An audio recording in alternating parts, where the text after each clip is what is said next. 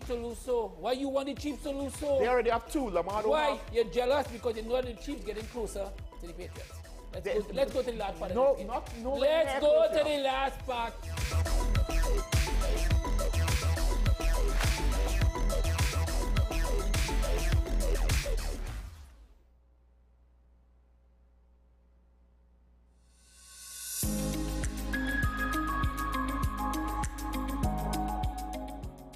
In Trinidad and Tobago, cervical cancer still remains a serious health problem, ranking the third most frequent cancer among women in this country. So you may be happily at home not knowing you might have the early signs or the early stages of cervical cancer. So the first thing is that it can be completely without any symptoms or signs.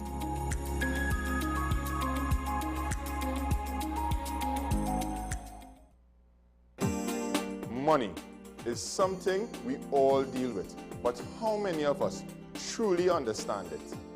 What if you could make better decisions with your money?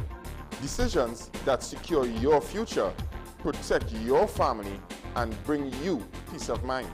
I'm Darren Jacobs, and I'm here to help you make sense of your dollars. Welcome to Dollars and Cents, the show that breaks down the financial world in ways that matter to you. No jargon, no confusion, just real conversations about money, your money. So join me every Wednesday at 10 a.m. on WESN for Dollars and Cents. WESN.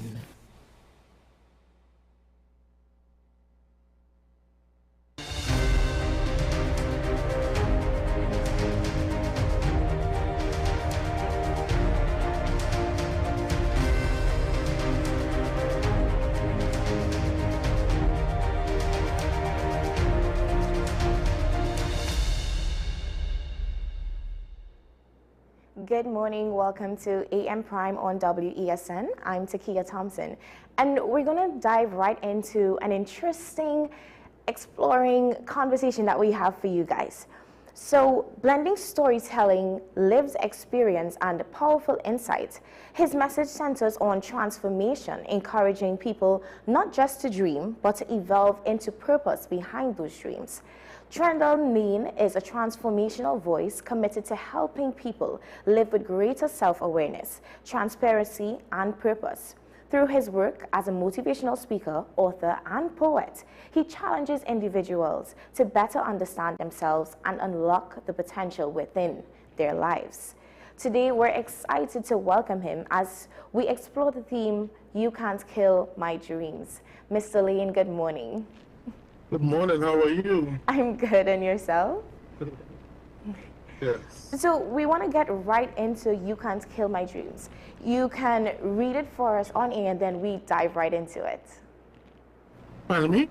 You can read it for us and we'll dive right into it. It's a piece that I wrote many years ago, and it has substance and a lot of meaning to me. It's one of my favorite pieces. I'm going to read it for you now. You can't kill my dream. You may kill my children and cause me deep pain as cancer. You may destroy my kismet, but like an eagle I rise.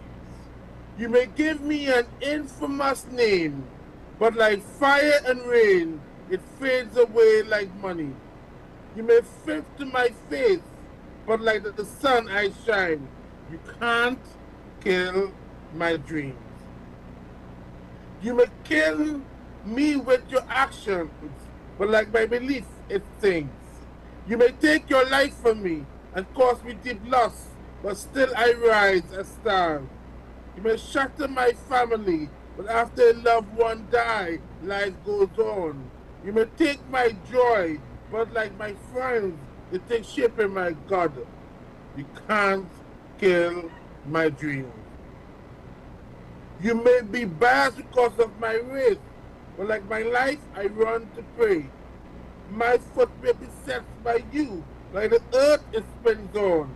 You may kill me, but you can't kill my dreams. because all my dreams live in you and me. You may kill me, but I still saw. You may kill me, but I saw still. And you can't kill my dreams. You just can't. And you know what? You may try. Thank you for that. Wow. And right away, what you said it's something you wrote a long time. So what inspired this piece? What talk us through it as you know you would have written it? That piece came about. I was looking at cinema night, and a certain person, I don't want to call the religion or race, I don't want to cause any offense. She said that when she was in her home country, she was being stifled. And she said no matter what they did, they cannot kill her dreams. So I was like, wow, this is a beautiful topic, a beautiful, beautiful, beautiful topic. So right then and then, I took up my pen. Back then I used to write with a pen and paper. Nowadays it's more text. I write on my phone. So I started writing that piece right then and then. And I remember when I first wrote that piece, some of my colleagues, some people that I cherish, they say it reminds them of Maya Angelou, Till I Rise. I was like, okay. I didn't even know who was Maya Angelou at that point in time. I didn't know who she was. So I was introduced to Maya Angelou after writing this piece. You can't kill my dreams. That's just some history and facts I'm giving you. Thank you for that. And so, do you believe dreams are connected to who we're meant to be? Pardon me? Do you believe dreams are connected to who we're meant to be? I believe that everybody have a purpose. And everybody's purpose is defined differently. And I believe that it don't make sense to live a failed purpose. Because we all have a purpose. For instance, when I was in secondary school, I learned something that struck a chord with me. I learned from my PhD teacher. She said that specialization. I remember when we was doing that lesson, that chapter on specialization, how much it have affected me as an individual. Even after this day, I still remember that coaching from my teacher, former teacher. The reason why it struck a chord is because everybody specializes in a particular field. So for instance, we need a garbage truck pickup man. We need a doctor, we need an attorney, we need a lawyer, we need a horse. We need you as a horse as well. So we all have our expertise. So I believe we all have a purpose. We all have a calling, but it's what we do with our calling by never surrendering and living in the trueness of our calling. Thank you. And most people, they say that they're just being realistic when, you know, they walk away from a dream. But how often is that actually fair? For me, the way the world is somewhat designed and structured, people can lose hope for their dreams, lose hope to realize their dreams.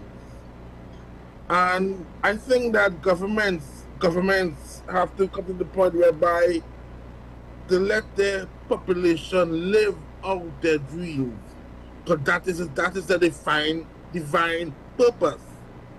And I will talk about America a bit, because I believe America is the ideal country whereby they let their people live their dream.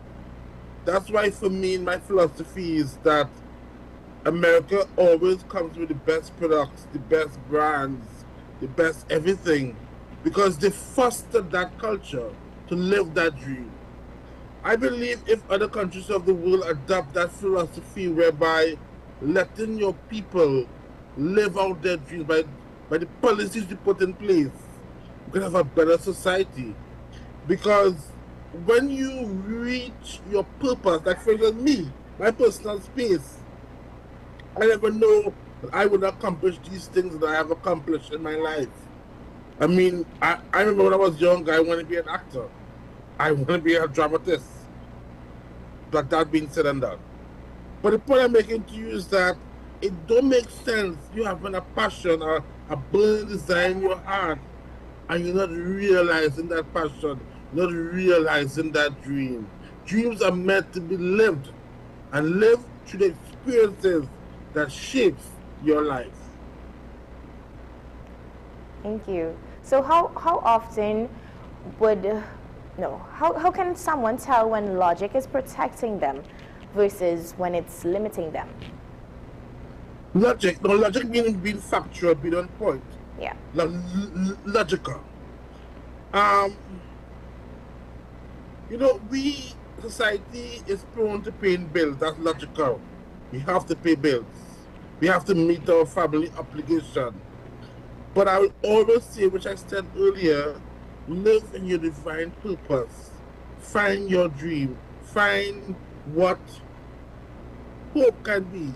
Never abandon it. I mean, even though you are maybe doing a 8 to 4 job, being logical, you have to work. We all have to work. But try to live out your dream. Try to be in the ambience of your dream. Because I know what's deep in your heart, what you have deep there, it never leaves you. And I learned something recently. When you becomes old and you're on maybe a dying bed, you reflect on all your life courses, and somewhat you live with regrets. Living with regrets is not nice. It's not nice. Because you are regretting your life course. You're regretting what never could have been. That's why I would tell anybody, yes, you could have an 8 to 4 job. Still try to find your purpose. Then be true to your ideal, what you believe your dream is. I can't define your dream. I can't. You have to do it. That's why specialization is very much important.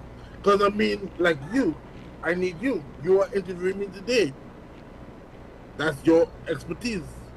A lawyer sign a contract or draft the contract, that's their expertise. A policeman protecting the road, that's their expertise. Live in the trueness of what you are and what you can achieve. Thank you for that.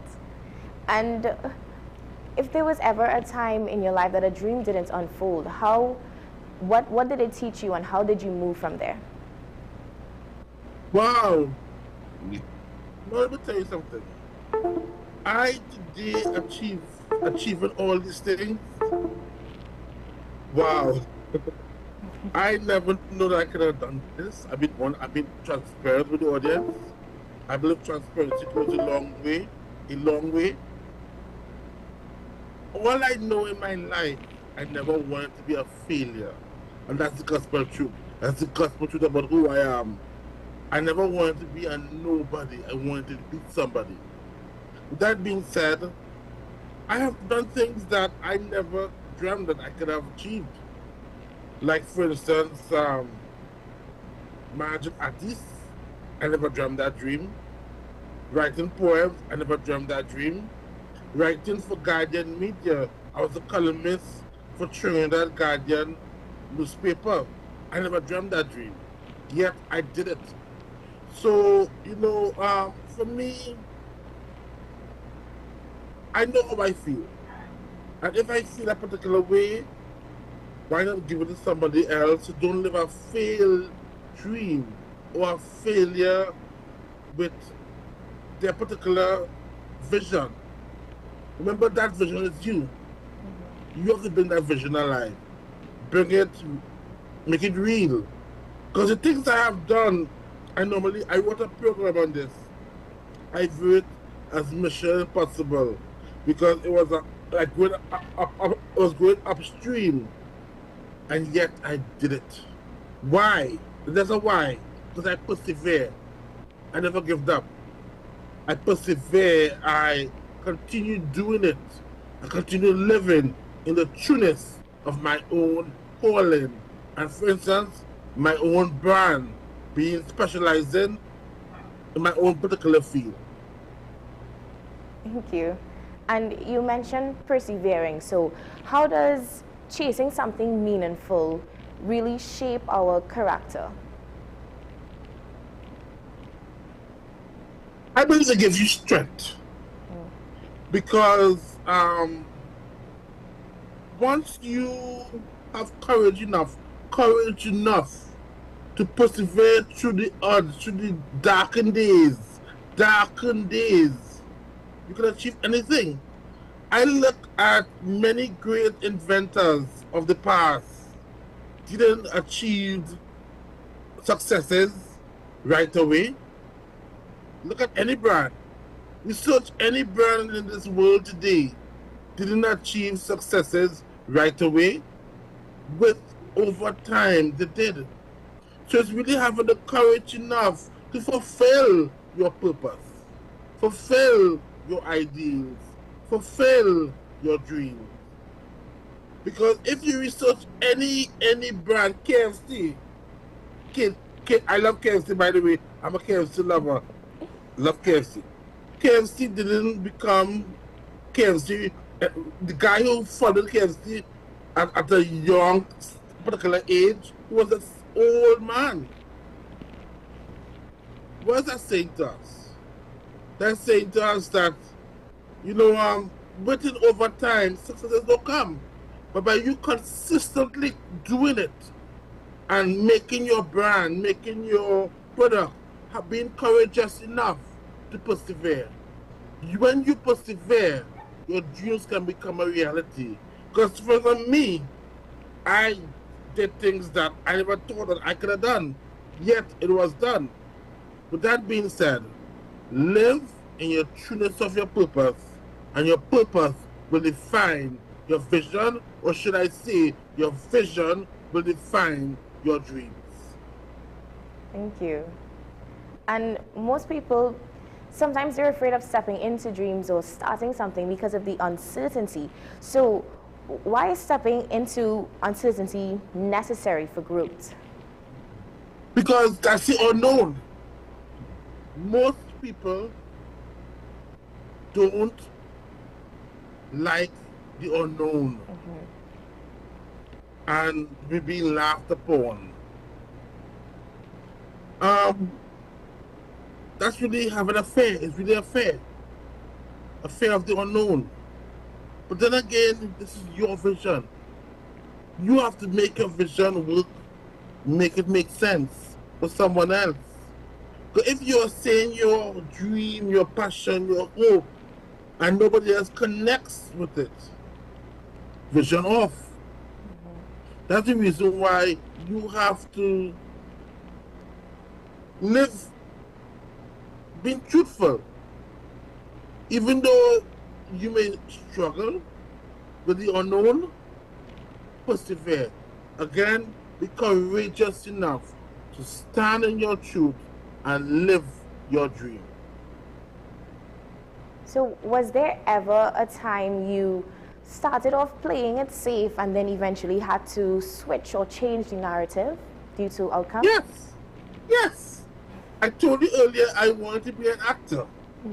I wanted to be an actor, a dramatist. Yes, I have a drama in me. I like drama. And if you know me personally, which I know I met you in the past, through the interview with the front Calypsonian around Carnival time. I met you, so I know who you are. I love your wit. I love you have wit. You're very witty. That's what I like most about you, your wit. I love your wit. And for me, what's the question again? What's the question? Were there ever a time you played it safe, and how did you change the narrative or switch it up in the end? I want to be a dramatist. And that was my big dream. And then I became a writer, a poet. I became a poet first. I did drama with Shoalin players, Freddie Kassoon. I did drama with Civilian Cultivation Corps. Back then, I think it was with Chi Rodriguez and a director who was was a part of my job as teacher, Mr. That's the Hamilton, Mr. Hamilton, yes. Mr. Hamilton, yes. Che Rodriguez, I've been trained by Che Rodriguez. So, yes. And with that being said, it did alter me because I became an author. I was an author. I became an author. I never became an actor. So I switched acting to go to writing. Then I did songwriting. I'm also a songwriter at present. I'm in negotiation to sign a contract with a singer. I won't call the name right now, but we are in negotiation stages. Also, I became a motivational speaker. Also, I became a columnist for Trinidad Guardian. And writing for Trinidad Guardian, what I gathered, so you will connect with this. Many times when I was writing articles for Trinidad Guardian, I was in a happy space. That was during COVID time, with all the press. The pressure was there during COVID. And yet I had to sit down by that desk and write. That used to fret my life bad.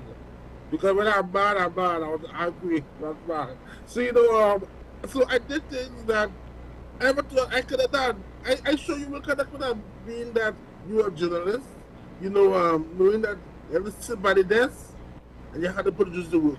You could be in whatever frame of mind you are in, you have to sit there and do the work. And that to me, I've done so much things that I never dreamed that I could have done. So yes, the answer is yes, yes. Thank you. And most people are afraid of failing when it comes to their dreams. But why do you think people fear failing more than being or staying stuck in a position? They have to ask themselves, which was much more. They have to ask themselves that. Failure is something that could occur, but would you rather live a life that never achieved your purpose? For me, I'll bring it back to me because I'm telling my stories whereby you can connect to know some form of normalcy to me and to you as well. For me, I did the work because I felt I was doing the right thing. Firstly, I was doing the right thing. And I felt that I had to not suppress that right thing, but make it heard. So, failure, yes, we can have failure, but look at it this way. What do you rather live in the fear or live your dream? What do you rather? Question yourself. What do you rather? Living in your fear or living in your grand purpose, your great purpose? Love that question. So along the lines of that question, what would you say to someone who feels like it's too late to chase their dream? Wow, that's not true. Look at KFC. You know what KFC, that's a perfect example. He became successful in his older years. Remind me of somebody like myself. I say my age right now, but it remind me of children lady. Yes, in my older years, I am becoming more successful. But the point is that doing the work and getting the work done. Hear what I tell you? Doing the work and getting the work done. In other words, being courageous, fulfilling your true passion, your true calling. Even though you may feel not very great about it, just do it. Do the work and get the work done. And a follow-up, I feel like you've answered this already, but just, still tell us, is there ever really an expiration date on purpose? I don't think so. I'll tell you why. The more we go on with our life is about improving. Or should I say, consistently making progress. Or according to this phrase, a work in progress. What does a work in progress mean? What does progressing mean? Progressing means making steady steps. getting the job done. So once you are work in progress, never quitting. Continue redefining yourself. Even me, I have my shortcomings. I'm not ashamed to tell you I do have shortcomings, and I'm very, very, very, very, very, very, very honest. But what I do know for sure is that I am consistently redefining myself, being constantly making an improvement, because nobody have arrived. If a man come to you as a female, you as the host, and say he's all ideal and perfect, no, that's not true. You have to ask yourself, what are you doing to make progress to better your life, to live in a better ideal, a better principle, a better domain? It's all about making steady progress and consistently making progress. Yes, thank you. And some may ask, at what point do we have to adjust our dream instead of killing it? Pardon me? At what point do we have to adjust our dream versus if we just have to, kill it and say, you know what, let me try something else. This one I just can't pursue again. Sometimes we just need an adjustment. So at what point do you make that? I don't believe there's ever a point. There's ever a point. Because let me teach you a trick of the trade. For instance, if you do a blueprint and you start something and you may find you're losing hope, what you do is if you train maybe your children, carry on this legacy for me. If your children want to carry it on, never stop. Never stop. Consistently making, even though you're going to die in bed, die fighting. Die fighting. Because, KFC is a perfect example. He didn't give up. Couldn't stand that he didn't give up. It's old age. He produced a restaurant that became world renowned. Trulies love KFC. Love it. I'm a lover of KFC myself. What is that saying to you? Persistency does the work. Persistency. Diplomacy. Redefining your dreams. Continue making progress. But get the work done. But the trick of the trade is never stopping. Even if you're going to die in bed, put up with a good fight. Put them a good fight. Thank you for that. And as we wrap up this conversation, but you're giving us so much, to work with and take away. But finally, if someone listening today feels like life has buried their dream, what's one step they can take to revive it? You broke up a bit, so I didn't hear the question properly. If someone listening today Could you feels say it again? like, yes, if someone is listening and they feel like life has buried their dream, what is one step they can take to revive it?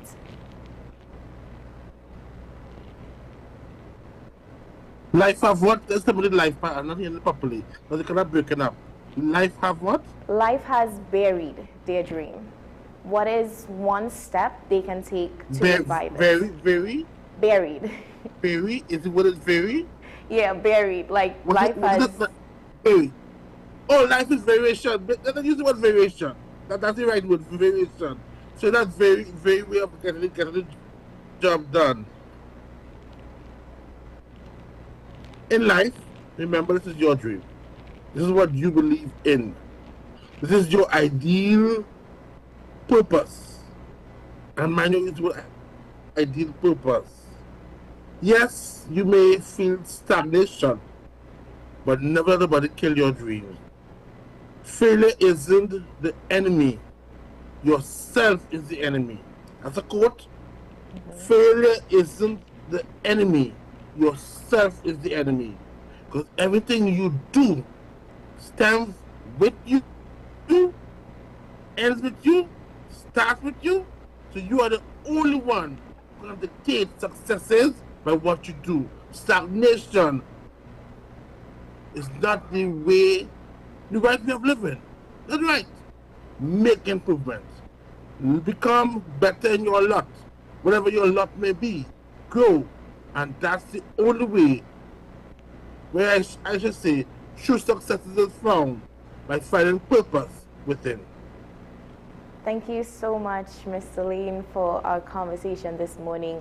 And just before you go, if you can you just reread that poem for us? You Can't Kill My Dreams. Oh, sure. Yeah. Sure. So you like it? I did, yes.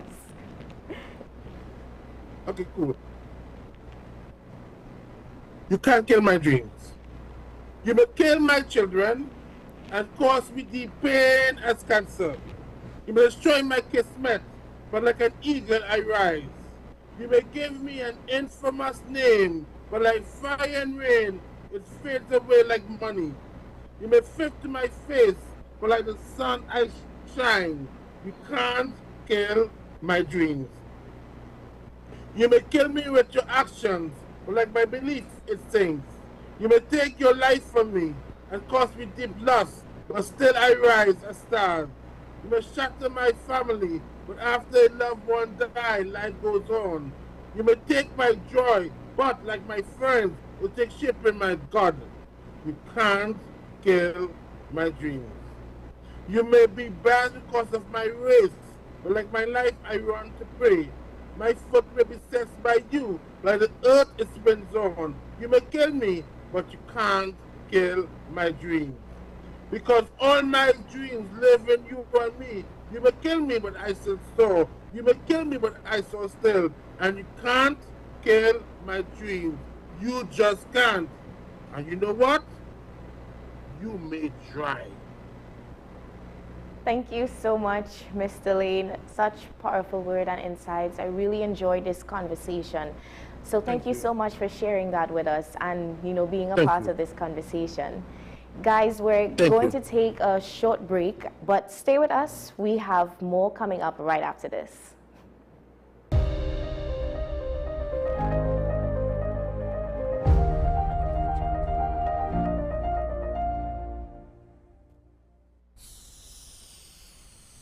If these walls could talk, they'd cry uncle. They didn't plan to become offices or yoga studios, but they've stood by us, even when we got a little stir-crazy. For that, they deserve some thanks. They deserve Benjamin Moore.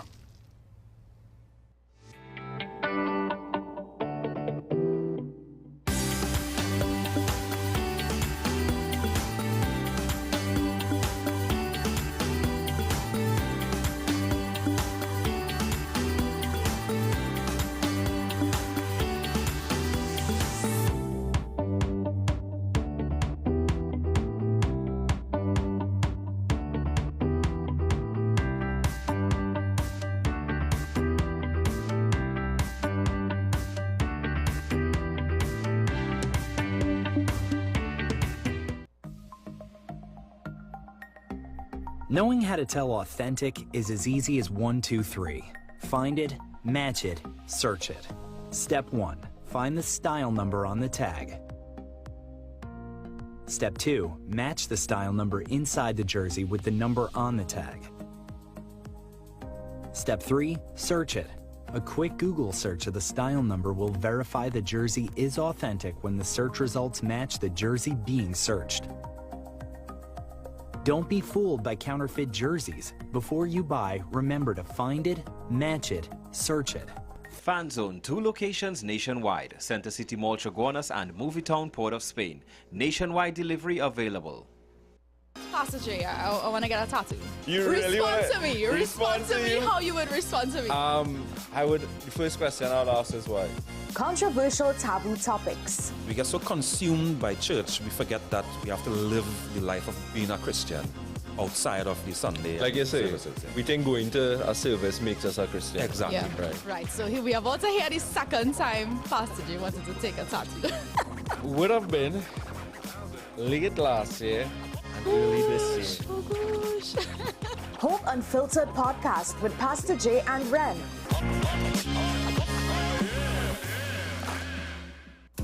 Our award-winning show is back, and this season promises to be even more exciting than before.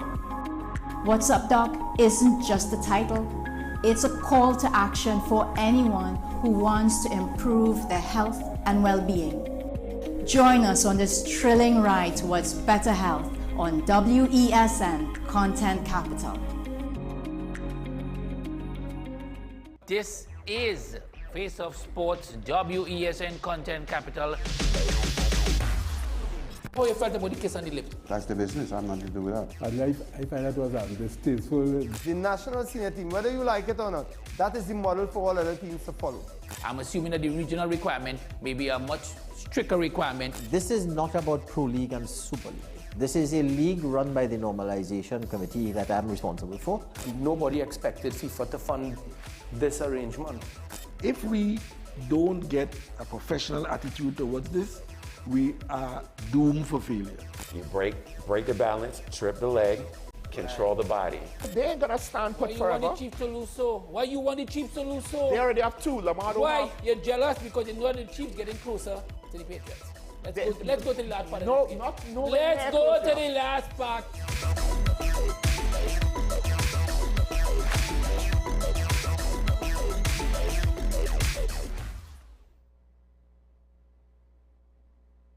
You are watching Strictly Legal on WESN Content Capital. Just give an overview of what exactly is that split arrangement. Nah, you don't need to register nothing. You don't need. We can do that another time. But then it becomes a hit, and then everybody starts to want to claim.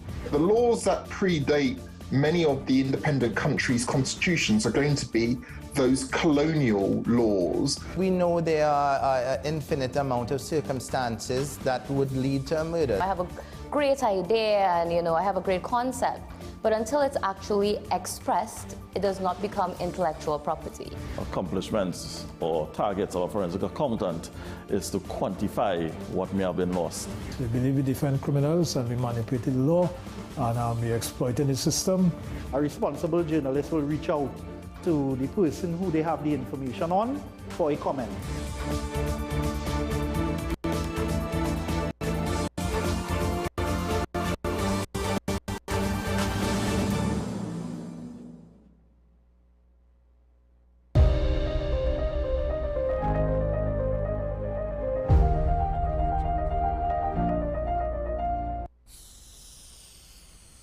If these walls could talk, they'd cry uncle.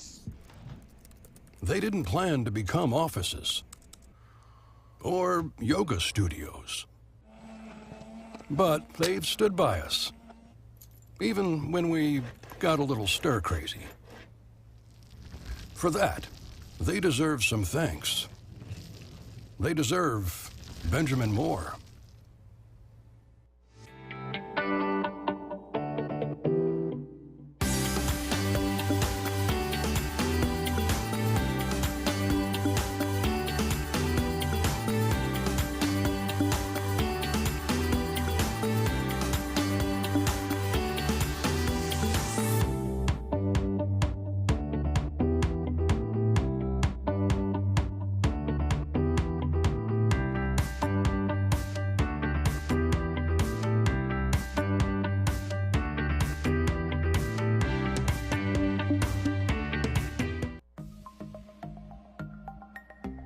Knowing how to tell authentic is as easy as 1, 2, 3.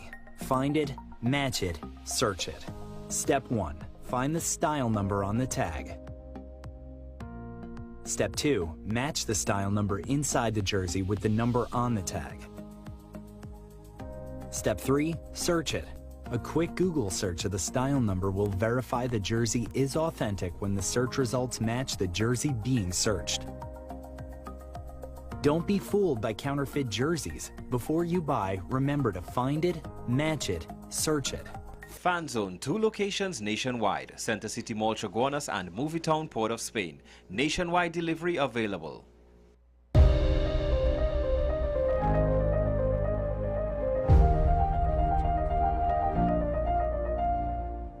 I'm Takia Thompson. So this morning, before we get into any of our conversations, we want to highlight some feel-good moments, some good news, positive news from all around the world this morning. We are starting off, we're starting off with a story that I found way out in the Galapagos Islands. For the first time in nearly 200 years, giant tortoises are roaming the island of Floriana again. Now imagine that, an entire species thought to be gone forever, wiped out in the 1800s because of overhunting and invasive animals brought by sailors. For more than a century, experts believe that Floriana giant tortoise were extinct. But then in 2000, scientists found something incredible. A hybrid tortoise on a nearby island with Floriana ancestry. Basically a genetic clue that the bloodline was not completely lost. So conservationists began a long-term breeding program, patient, scientific, and hopeful.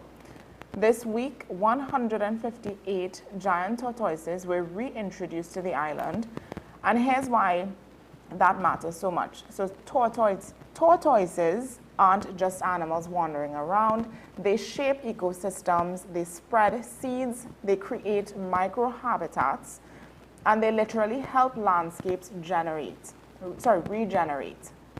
So it's not just a comeback story for these tortoises. It's part of, you know, the ecological healing of the island itself, which is incredible. And if you know anything about tortoises, they live very, very long. They get, you know, really, really old ages. It's incredible. They are a wondrous species, in my opinion. So continuing along the lines of, you know, feel good and whatnot, we're heading to Wales. So homeless charities have hailed potentially life-changing new bill that will provide support sooner to those at risk of losing their homes. The Homelessness and Social Housing Allocation Bill is set to become law after clearing the Welsh Parliament last week. It will provide early intervention for people at the risk of homelessness while obliging public bodies to deepen cooperation to prevent people from losing their homes. The law comes at a critical time with Wales, experiencing exceptionally high levels of homelessness. Last year, councils across the country recorded nearly 13,300 households as homeless.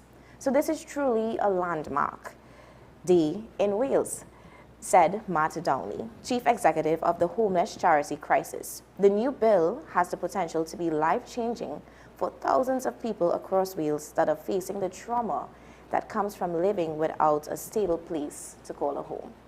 Yeah. So yeah, that's awesome. Really good to know that they're updating the system and actually putting things in place. Mm-hmm. Yeah. Hopefully that's something that could be transcended into other countries, yes, because definitely. Homelessness is not, it is not a good look for, I think, the economy of a country. So if things can be done, then they should be. Now, moving on, we have a huge win for girls in India. The Supreme Court has ruled that menstrual hygiene is a fundamental right. That means that schools across the country must now provide free period products. And this decision was a huge one. It was backed by research. A pilot program showed that when girls had access to sanitary pads, school attendance went up. The court even addressed the stigma directly, saying to every girl who missed school because of her period, the fault is not yours. Schools have 3 months to comply to this new rule. And I think that's also an incredible story. Yeah, it's like major empowerment for girls, and period poverty is something that has been in conversations for a very, very long time. Yeah. We saw many people stepping up to do something about period poverty, but now India actually made a really major step and in making it an obligation, yes, a law that, you know, schools have to provide period products for their girls, which is awesome. I love that. Moving on again, this one I think is so incredible. It's literally pure wonder. Every time I see a sea creature, it gives me like, makes me feel good inside. But An underwater photograph of a rare white humpback whale swimming beside its mother has just won the World Nature Photography Awards. The image was taken off the coast of Tonga by Australian photographer John O'Allen. He described it as one of the most extraordinary days of his life. Thousands of photographers from 51 countries entered the competition, but this image stood out, not just because it's beautiful, but because it reminds us how rare and fragile these moments are. One of the award's founders said, "The photos are a powerful reminder of both the wonder of our planet and the importance of protecting it." And maybe that's the thread through all today's stories. I think that's the one common ground, because something about whales is just so majestic. Yes. And that picture itself, if you can put it back up on your screen one more time, it is incredible. It is really, really nice to see. Last story. So the last story, this one I definitely, when I saw it, I was like, oh my gosh, yes. So there's a wave of nostalgia lighting up the screens around the world as the iconic The Muppet Show celebrates its 50th anniversary with a brand new television special. The one-off revival premiered February 4, 2026, bringing Kermit, Miss Piggy, and the entire beloved cast back to the original Muppet Theatre stage for music, comedy, and their signature backstage chaos. This special doesn't reinvent the magic, it brings it back to basics. The format mirrors the original variety style show that first aired from 1976 to 1981, blending musical performance, comedy sketches, and running storylines. Joining the chaos and are modern guest stars including Sabrina Carpenter, alongside appearances from Seth Rogen and Maya Rudolph, helping introduce the classic characters to a new generation. This was produced by Disney and the Muppet Studio. The anniversary special has already drawn millions of viewers across platforms, showing that even after 5 decades, the charm of felt, humor, and heart still connects across generations. More than just a comeback, the special is being seen as a potential launchpad for a full revival of the legendary shows. Awesome. Now, who doesn't love the Muppets, right? So I think that's awesome that this generation, this Gen Alpha, will get to know about the Muppets and get to watch them. If there is going to be a show. Yes, it a is new going show. to be a show, a new one that they're going to start back up. So just to give the little young ones a piece of what we had. Yeah. All right, so that just goes to show there's still a lot of good happening around the world. And I'm very proud that we're able to highlight some of those things this morning. So that's your Feel Good Friday for today. We are going to take a quick break now. When we come back, we have our first conversation lined up. Stay with us. We'll be right back.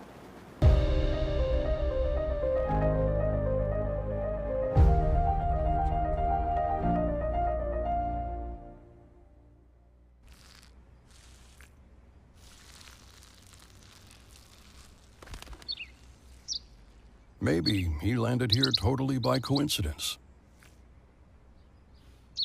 But if by chance he's admiring your fresh coat of Benjamin Moore soft sky blue, well, that's a pretty high compliment. Coming from an expert.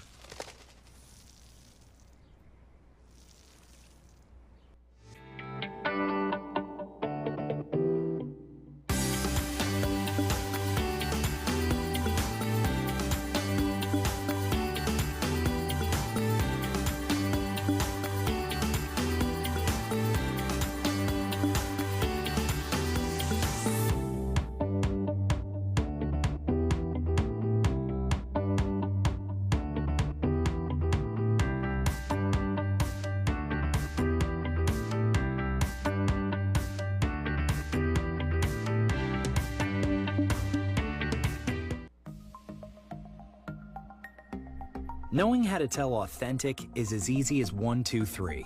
Find it, match it, search it. Step 1. Find the style number on the tag. Step 2. Match the style number inside the jersey with the number on the tag. Step 3. Search it. A quick Google search of the style number will verify the jersey is authentic when the search results match the jersey being searched. Don't be fooled by counterfeit jerseys. Before you buy, remember to find it, match it, search it.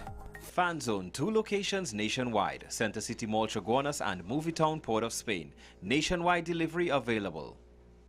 Pastor J, I want to get a tattoo. You really respond wanna to me. respond Respond to to me you? how you would respond to me. The first question I'll ask is why. Controversial taboo topics. We get so consumed by church, we forget that we have to live the life of being a Christian outside of the Sunday. Like you say, services. we think going to a service makes us a Christian. Exactly. Right. Right, so here we are about to hear the second time Pastor J wanted to take a tattoo.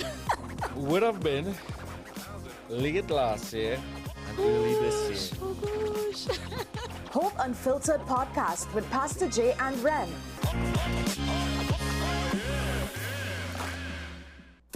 Our award-winning show is back, and this season promises to be even more exciting than before. What's Up, Doc isn't just a title. It's a call to action for anyone who wants to improve their health and well-being. Join us on this thrilling ride towards better health on WESN Content Capital. This is Face of Sports, WESN Content Capital. How you felt about the kiss on the lip? That's the business. I'm nothing to do with that. I find that was distasteful. The national senior team, whether you like it or not, that is the model for all other teams to follow. I'm assuming that the regional requirement may be a much stricter requirement. This is not about Pro League and Super League. This is a league run by the Normalization Committee that I'm responsible for. Nobody expected FIFA to fund this arrangement. If we don't get a professional attitude towards this, we are doomed for failure. You break the balance, trip the leg, control the body. They ain't gonna stand put forever. Why you want the Chiefs to lose so? Why you want the Chiefs to lose so? They already have 2. Lamar don't Why? have. You're jealous because you know the Chiefs getting closer to the Patriots. Let's go to the last part. No, of the game. no. Let's go to the last part.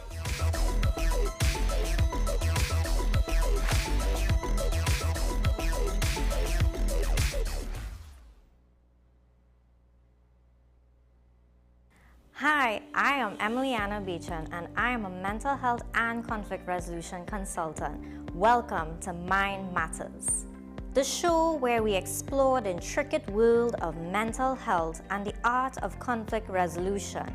Join us as we hear from mental health professionals, conflict resolution experts, and everyday people who have transformed their lives through understanding and communication. Mind Matters, coming soon to WESN Content Capital.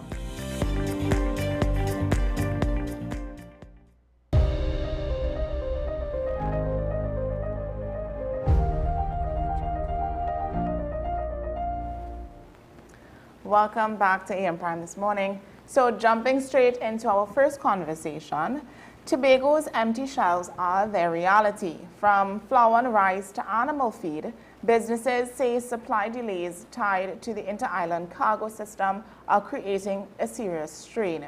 Now this morning we're joined by Ray Thomas, one of Tobago's largest feed suppliers, who has been navigating the sea bridge system for years and says the real issue isn't what people think it is. Now, good morning, Mr. Thomas. Welcome to AM Prime. Can you hear me, Mr. Thomas? Oh, yes, good morning. Oh, okay. How are you this morning? I'm fine. Well, I'm fine in my head, Right. but I'm just coming down with a little flu that is going around now. Yeah. Just 2 days. Yes. Well, I'm do working hope on you it. feel I'm working on better. it.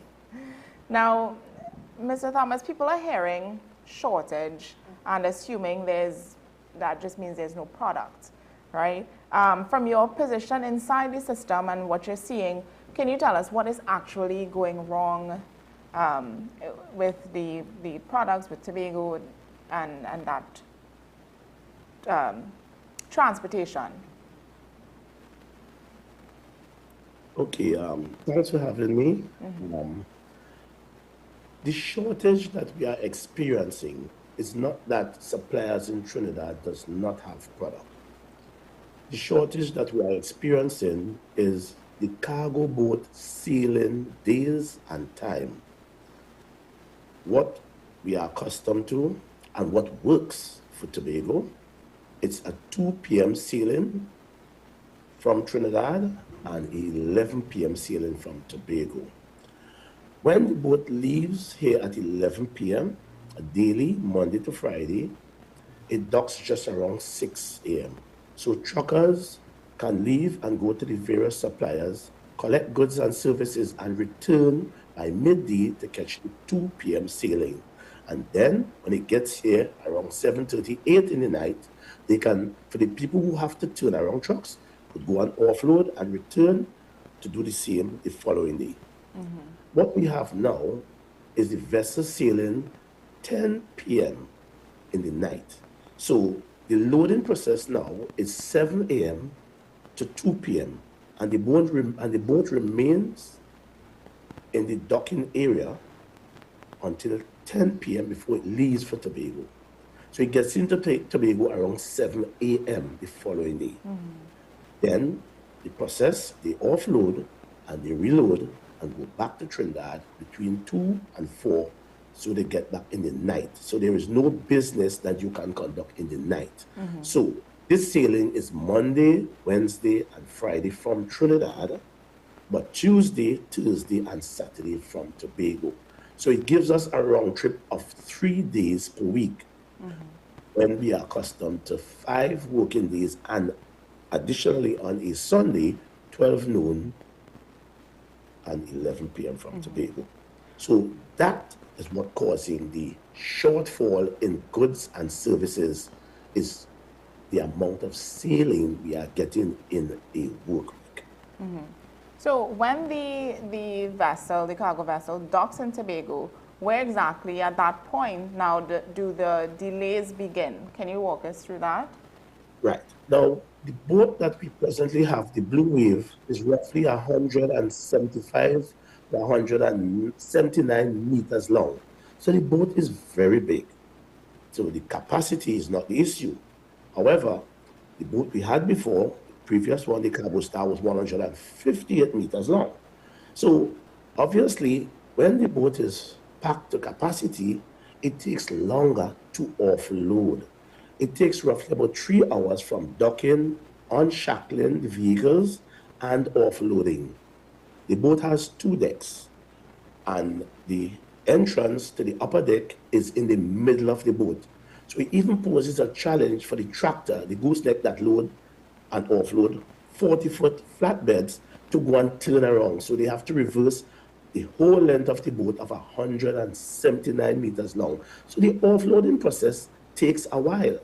So even though you go back to the regular schedule of 2 p.m., when it gets in around 8, and it's supposed to leave at 11, if the unshackling and offloading takes 3 hours, it means you are already in to 11 o'clock.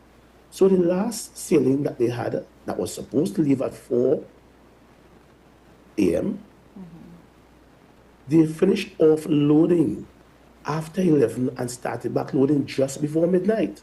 The boat never left until 5:10 a.m.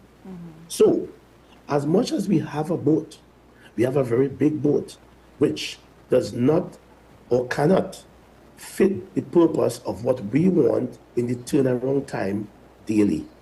What we really need is a cargo boat built to the specifications for Tobago with cabins, probably 150 meters long, with cabins, restaurants, because these drivers are driving all these trucks and trailers. When they travel in the night 11, they need to have a comfortable night rest to go on the road to go for their goods and services the following day. So they need a place to rest. And having a big boat doesn't work for us. What you need is 2 smaller boats. So we need to start by building a boat from scratch to meet the specification and demands for Tobago. Now, what about the time and conflicts between the cargo operations and the passenger ferry? How much does that overlap really cost businesses? How much does that cost? that overlap, how much does that really cost businesses? All right, now the fast ferry is really designed, a fast ferry designed for day sailing, first of all. And the fast ferry is designed for more local tourists, for Trinidadians to come spend a weekend, do business, go back, come with your vehicle if you choose to. But they also can be used for small, light vehicles, business, cold storage, perishable goods, because that's a 3-hour ride compared to a 6-hour ride. So yes, the fast ferry, the APT James, and the Buko Reef can also and is also be used for bringing people who comes with cold storage, ice cream, chicken, all these perishable goods that has been refrigerated and then get to the boat because they need to get to Tobago to offload as soon as possible. So putting these perishable goods on the cargo boat would prove detrimental, as we have seen with going on the boat from 8, 9, 10 in the morning, and it remains there until 10 in the night, then gets in Tobago. So the boat has an 8-hour layoff after loading in Trinidad. And when it gets in Tobago, they will offload and load back and try to go back as fast as possible. But that layover is quite challenging.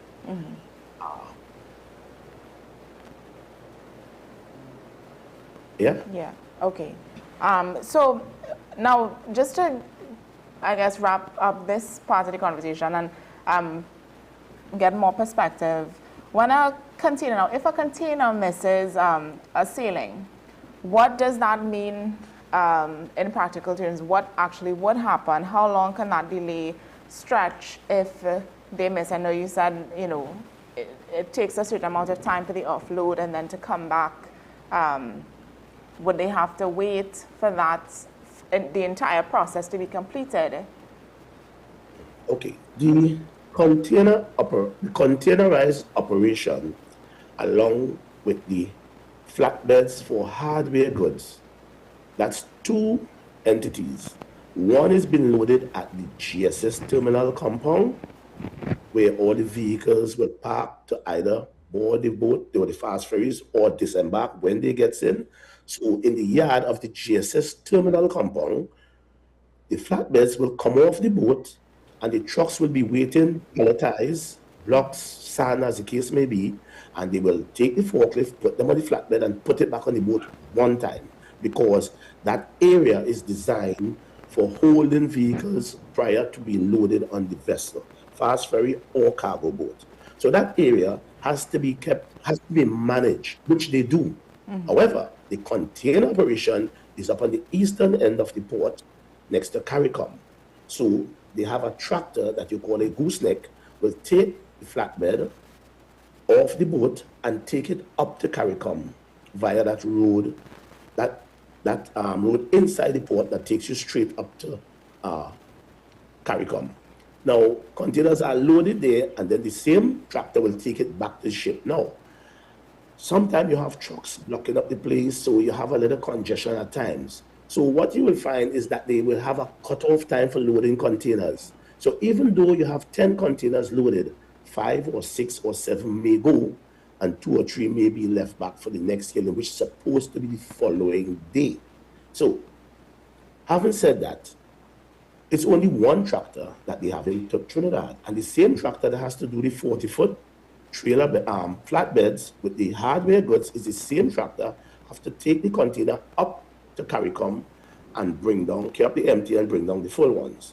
So that, when you miss that boat, then it's the next sailing. Now, previously, you missed the sailing today, no problem, it will go tomorrow. But now, if you miss the sailing Monday, your next sailing day is Wednesday. If you miss Wednesday, the next sailing day is Friday. So that is where that delay comes from, where the container. Yeah.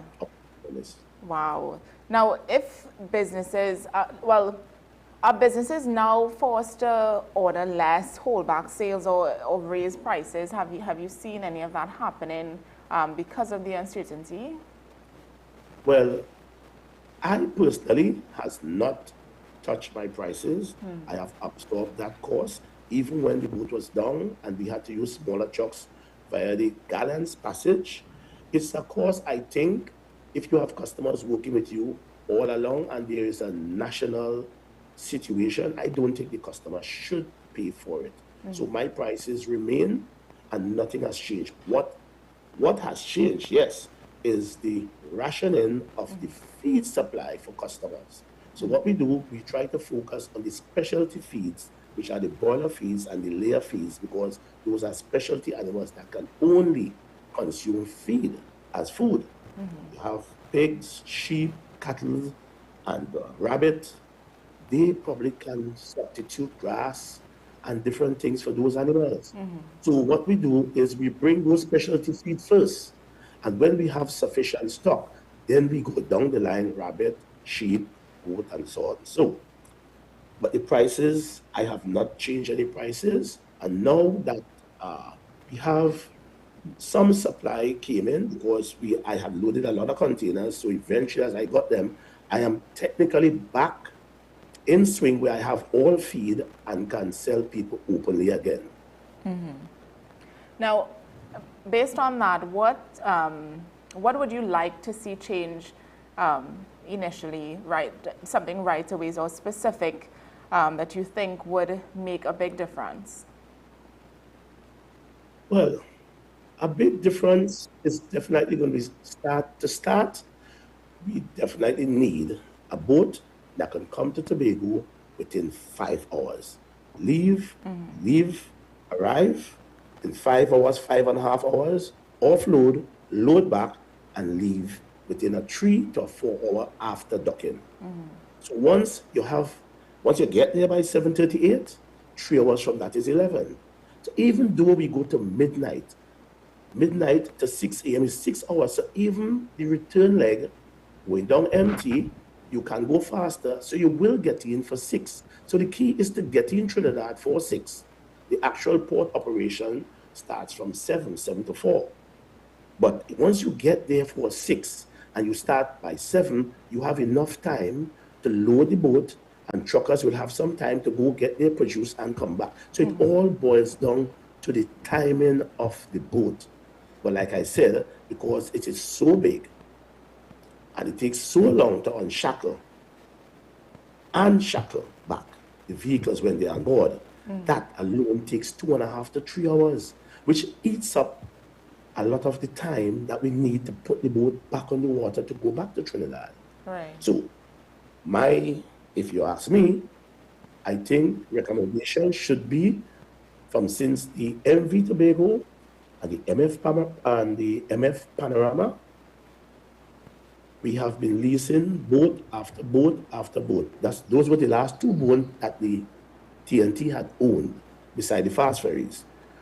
I honestly think it is time that we build a boat to the specifications. So we'll have a new boat.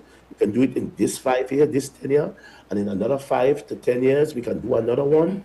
So when we have 2, we wouldn't have a dry docking issue of no service, or if there's a routine maintenance, we will still have a boat that can carry cargo to and from Tobago.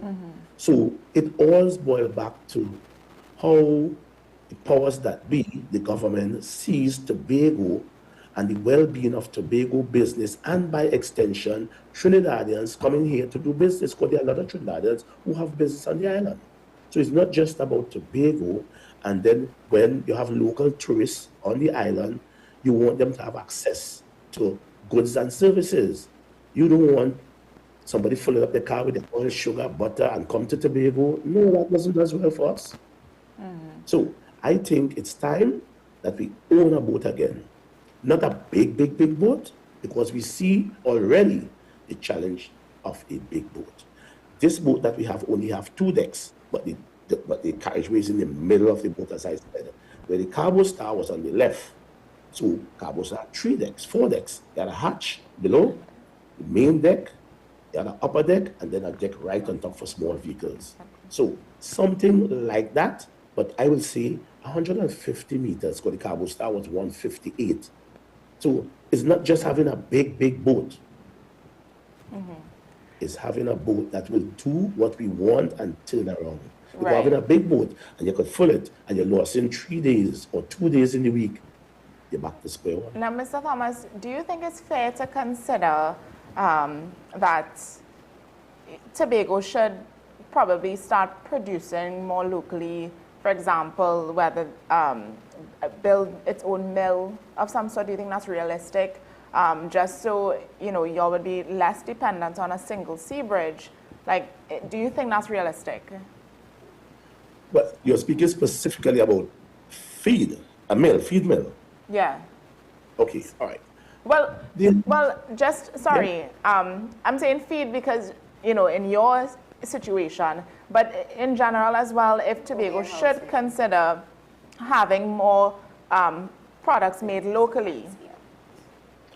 Okay, first, I must say, concerning a feed mill, feasibility studies has been done, and because in our country we plant very little, if anything at all, maybe coconut trees, the only thing that we still plant here in a big way, and feed, 90% or a large part of feed is made up from corn, maize. So all ingredients for feed are imported. So if you open a feed mill, all the grains has to come from outside. And you know we have a forex challenge. So even if you want to do a feed mill, the grains, the wheat middling, and all these things has to come in. And forex, we all know, pose a big challenge in our country. Now, to the matter of people being, or Tobago being more self-sufficient, I think Tobagonians has started to go back to what we used to call, when I grew up, backyard farming. In every one yard, used to have a mini garden with sweet peppers, sweet peppers, okras, you know, thyme, French thyme, fine leaf thyme, big leaf thyme, chive, celery. You know, people had these gardens long time, so, and they used to mind a little fowl, a little yard fowl, mind a pig, mind a sheep. So people used to feed themselves. So you only go to the supermarket for oil, butter, salt beef, and those are the things that we used to go to the supermarket for. Not Vienna sausage and tuna. Those things come about when it's hurricane season. You stock up with your candles and your canned food. But I think Tobagonians and people of Trinidad and Tobago in general should go back to these backyard farming to be self-sufficient. So even though when there's a break in the service, you are still able to eat, to feed yourself. Yeah. Yeah. So, and it's, I mean, long answer short, we should definitely look into producing more locally. Locally, that's right. Yeah, awesome.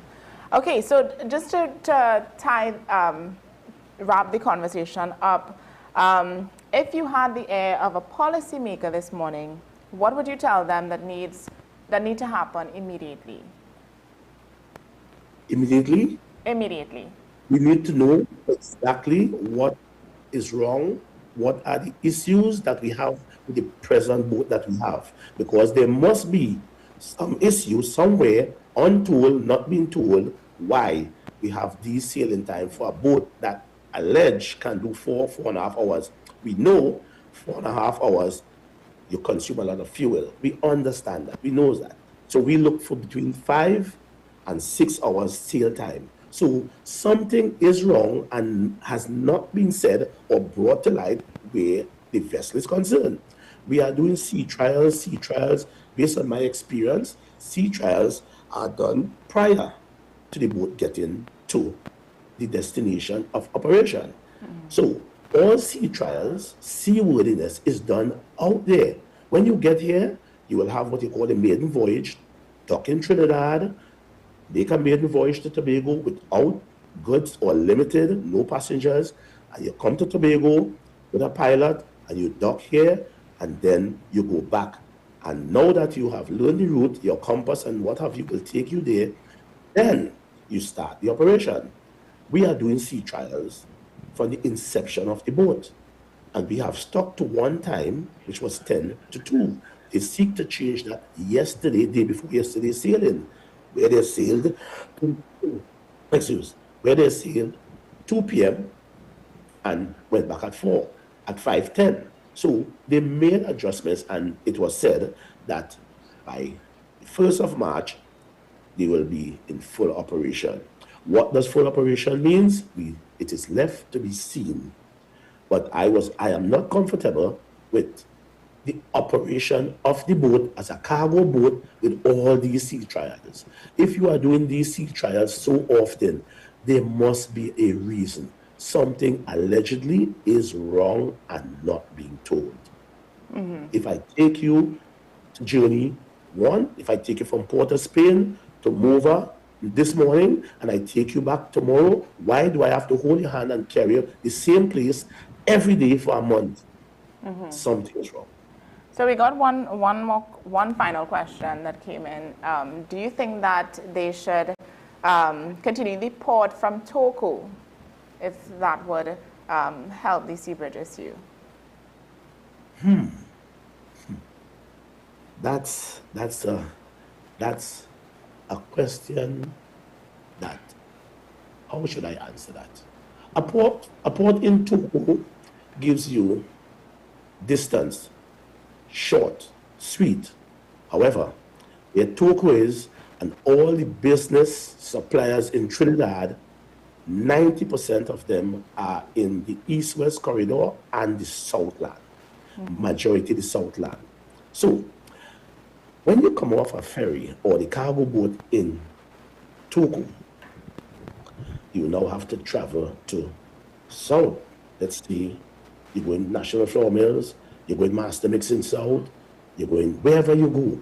Then that journey, because I think, I cannot go to the exact time, I haven't been to Togo in a while, but I don't think the Togo is just an hour drive, could be more. No, from Port of Spain it's about 2 hours. Right, so there you go.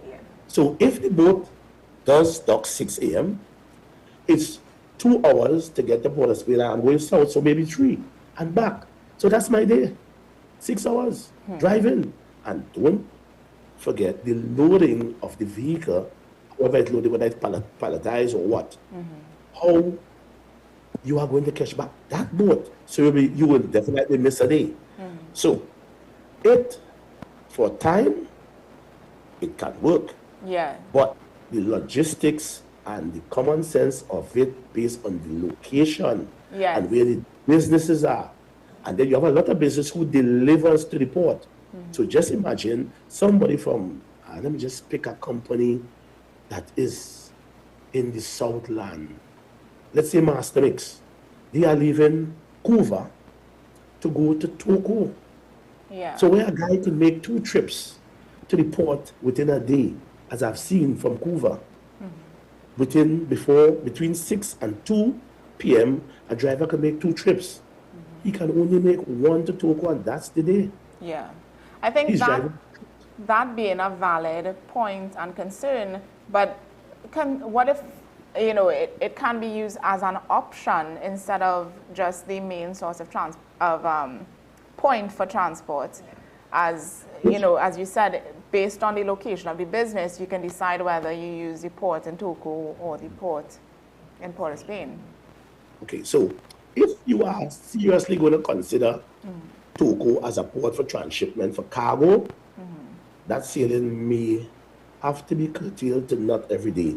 That may be a Monday, Wednesday, Friday sail, so you can get organized to catch that boat. Or it can simply be a roll-on, roll-off for the entire east-west corridor, because it might be more accessible. And when I say east-west corridor, I'm speaking from probably Aruca up, beyond. I'm not speaking Port of Spain. So it could be roll-on, roll-off. People want to come to Tobago for a weekend. It could be a roll-on, roll-off service. But if the regular route on a fast ferry is 3 hours, it's going to take, 1 hour from Togo across or less? That's excellent. But where you're coming from, the time might still equate. Because to get to Togo, you may drive for 2 hours and get on the boat and spend an hour, and you have to go before loading. So the boat leaves, let's say, at 6 in the morning, 6:30, as it does now. And you are coming from south. You need to leave home 3 o'clock. Well, 2:30, 3. But you won't have no traffic, so 3 might be fine. To get there for 5, to process your ticket, to get on board for 6:30, and then you come across, it's now 7:30, 8 o'clock, let's say. And you can leave your home in South, 5 a.m., get the board of Spain, or let's say 4:30, get the board of Spain, get on the boat, and you're in Tobago by 9:30. So that is the logistics that has to be worked out in terms of how would the passengers or travelers feel based on their geographic location, traveling to Togo or driving to Togo, I would think, because I don't think somebody will take a taxi to go to Togo to take a boat for $100, and the taxi will cost more than the ride. Yeah, to no, save you're power. right. That doesn't sound too. But definitely more, I think, planning and, as you said, the logistics have to go into finding solutions. I think right-size boats, one now and one later, can do the trick. Yeah. Okay. Well, we are out of time this morning, Mr. Thomas, but I do appreciate you coming on and chatting with us. We hope that things begin to work out for, the sea bridge issue. Yes. I understand it could be very frustrating. Yes, at times. It can be. It can be. Thanks for having me. It was a pleasure. The conversation went smoothly. It went great. Thank you. All right, enjoy the rest of your day. Same to you, my dear. All right, so we are now going to take a quick break. When we come back, we have another conversation lined up for you. So stay with us, and we will be right back.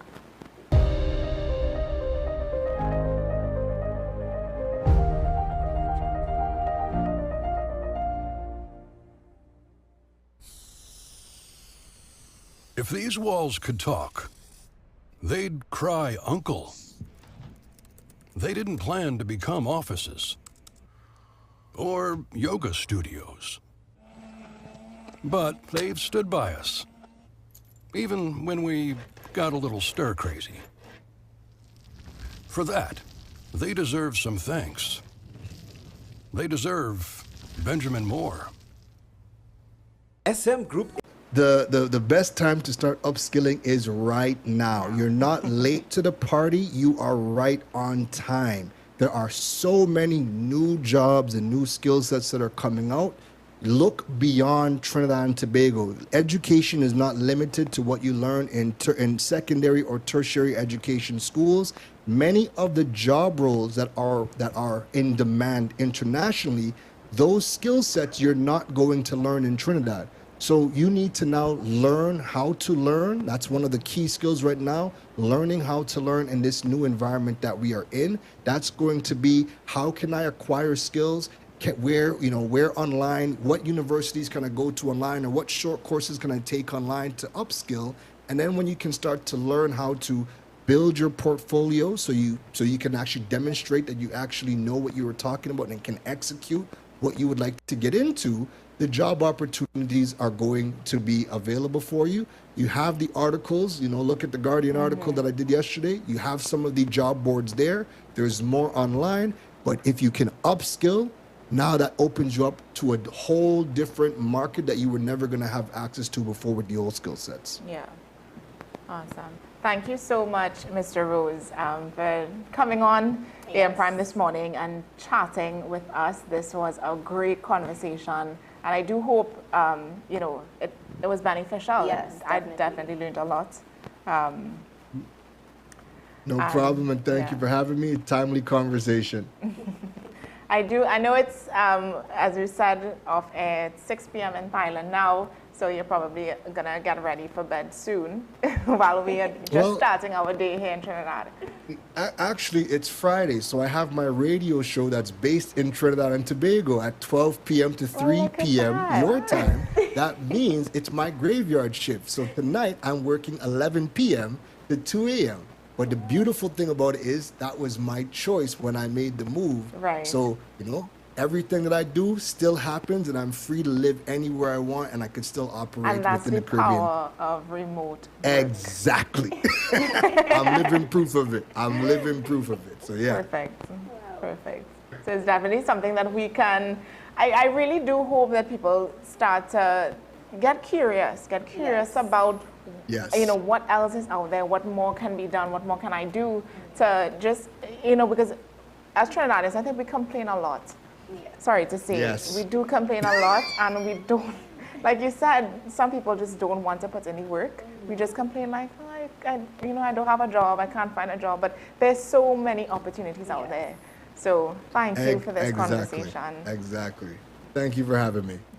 Enjoy the rest of your evening and your graveyard shift on radio. Be safe. Bye, Mr. Rose. Take care. All right, guys, so this is just, you know, this conversation is so important. It's something that you should take seriously, whether you're young, you're old, it doesn't really matter. Remote work is for anyone. One of the things that I loved out of that conversation that Mr. Rose said, when he spoke about going to the job site and taking the job opportunities that there are, or the skills that are needed for these jobs, and putting it into AI, asking AI a few questions. Let the AI bot ask you questions about your skills, what your interest, these different things, to find what works best for you, your skill set, what you should possibly go into, right? Focus on, and just find something that works for you, because there are so many, as Karen said, there's so many opportunities, there's so many jobs and skills that we aren't even aware about, right? And I'll say this, one of the things that I saw with